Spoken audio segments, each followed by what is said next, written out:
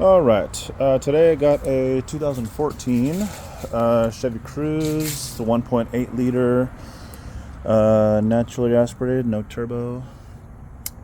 Today I'm doing a valve cover gasket with, well, tube seals really. The valve cover gasket was okay, but the tube seals is what went bad. So we had oil get in these spark plug wells. I still got to clean that one up a bit more, as well as that one.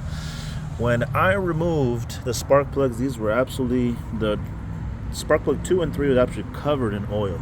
I couldn't even see the top of it. But I did notice that the ignition coil pack was new.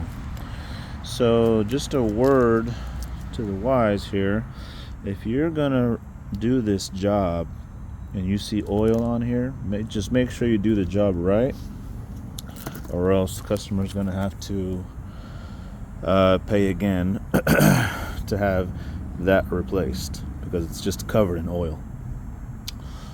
So what I'm doing is replacing the valve cover gasket. I got the valve cover right here. There's the old one.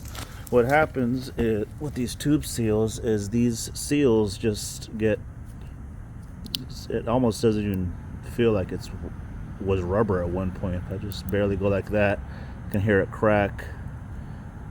Look at that, and it just breaks. This gets brittle over time because it gets hot and then begins to leak into the spark plug wells. And then once you get that to happen, you can get misfires, which is exactly what this car was having. So yeah, make sure you do the job right and not just replace the ignition coil pack.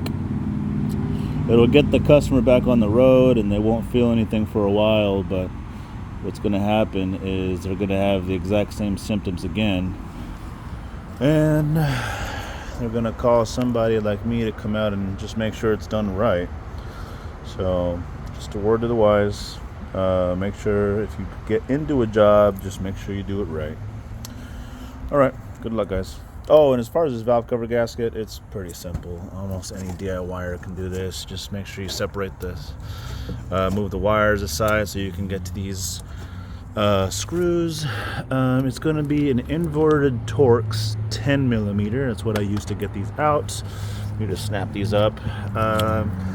There's going to be a clip right here. You're going to want to get something sharp and get this clip to move out.